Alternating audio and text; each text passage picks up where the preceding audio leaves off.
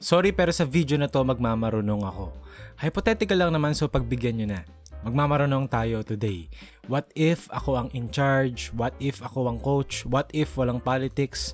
What if may creative freedom ako gawin lahat ng gusto ko sa Gilas program? Today, gagawin natin lahat yan. So sa video na to, isi-share ko sa inyo ang gagawin ko if ever na ako ang hawak ng Gilas program. Keyword if ever. Which is obviously impossible. I think my ideas are nice pero of course, syempre hindi to mangyayari and hypothetical lang to.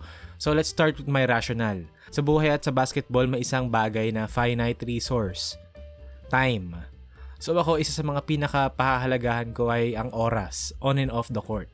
I don't want to waste time, literally and figuratively. Pangalawang importante para sa akin ay possessions. Sa isang game, may certain amount of possessions lang din, kagaya ng time.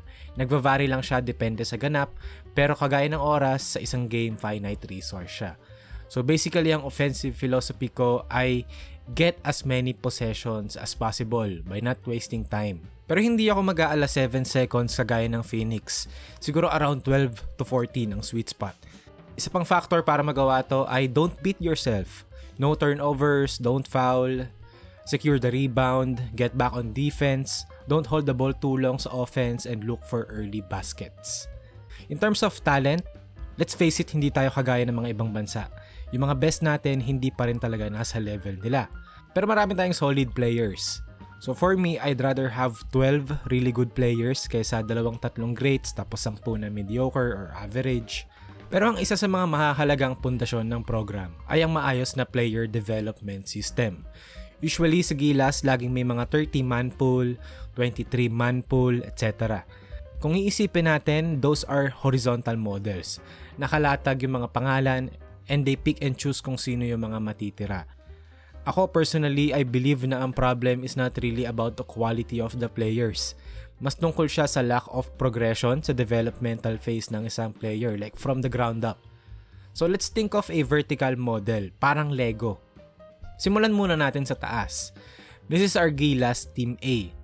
Ito yung flagship team na ilalaban sa mga big boy tournaments like World Cup qualifiers, FIBA Asia, etc. Then sa baba, this is the Gilas Team B. Ito naman yung team na focused sa mga lower priority competitions like SEA Games, Asian Games, or some qualifier window games against weaker opponents. Now, itong dalawang team na to, meron tong mga players na specific dun sa team na yon. Yung, kumbaga core, yung mga mainstay, especially yung Team A. We define agad kung sino yung core group.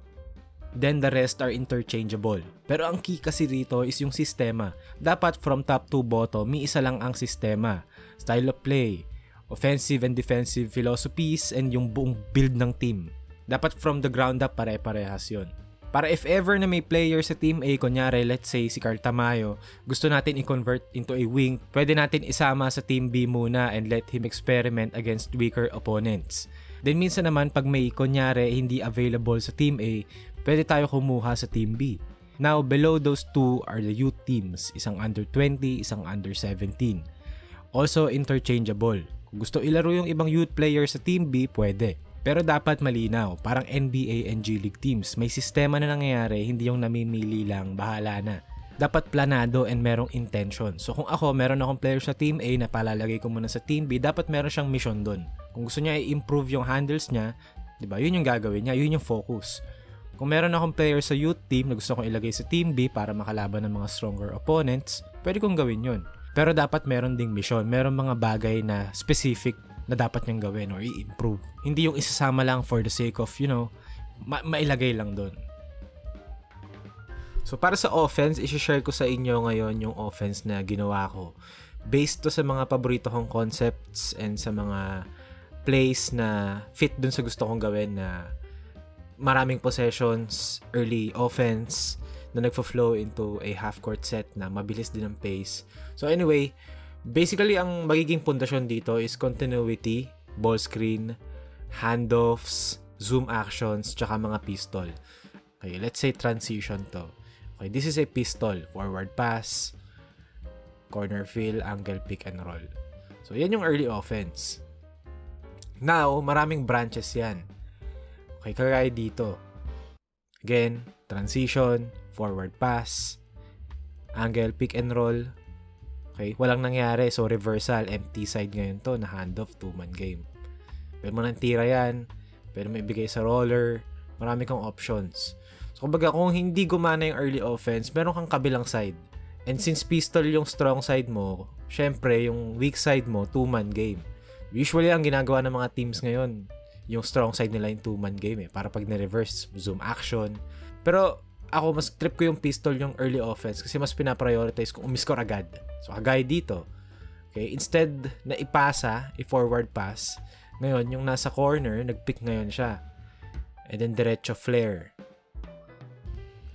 Okay? And then, spread pick and roll. Dito naman, again, same action. Magsiscreen yung nasa corner. Pistol pa rin to. Hindi sabay magfe-flare. Actually, dito nga, pwede to, pagka-flare nung DOS, pwede mag-pick and roll dito yung dalawa. Ito. Pero dito sa play na to, ang ginawa, pagka-flare, elbow entry, zoom action. Chicago. Pin down into a dribble handoff. Isa pa tong variation ng play na yon. So, flare, bigay doon, elbow entry, okay, magta-twirl. So, meron kayong bounce pass doon pag ino-overplay na. Kasi pag shooter na yan, yung defender humahabol sa likod. Diba? Kasi shooter mag-go over ka, kailangan mong habulin. So, pwedeng gawin dito is slip, bang. Ito yung mga makikita nyo sa mga Denver, diba? Sa mga Miami Heat, yung mga teams na meron silang trail big na playmakers. Orlando, again, pistol, flare, elbow entry, zoom.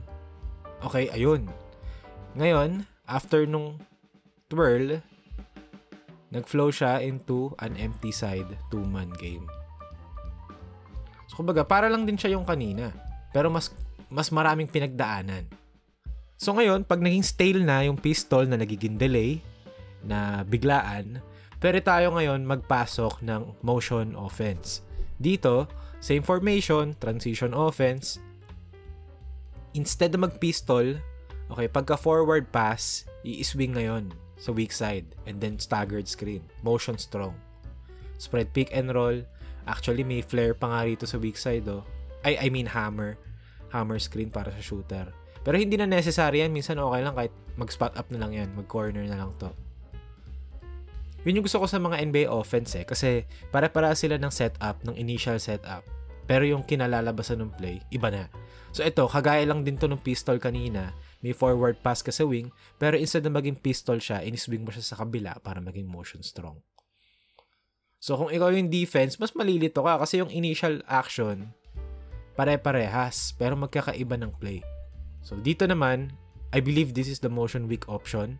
Again, forward pass, shallow cut, papunta sa kabila. Okay? Pagka shallow cut dito, may cross screen sa ilalim, post up to a down screen. Ito yung classic na motion weak. And again, yung initial setup niya, akala mo pistol kasi forward pass. Pero magsha-shallow cut na siya papunta sa kabila. And yun, ideas lang naman to and wala naman nagsabi na gagana to. Kahit ako.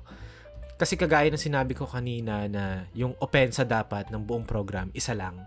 I think magandang starting point siya, maging basis siya from top to bottom na maraming pwedeng branches na, alam mo yun, maraming pwedeng branches na kalabasan yung play. And mas read and react kasi siya, so mahahasa yung IQ ng player, reaction time, etc. etc. So kung kayo meron din kayong idea, di ba, why not? Comment din sa baba, wala namang kumukontra. Wala namang toxic sa comment section na to. So for sure, magandang exchange of ideas ng mangyayari dito.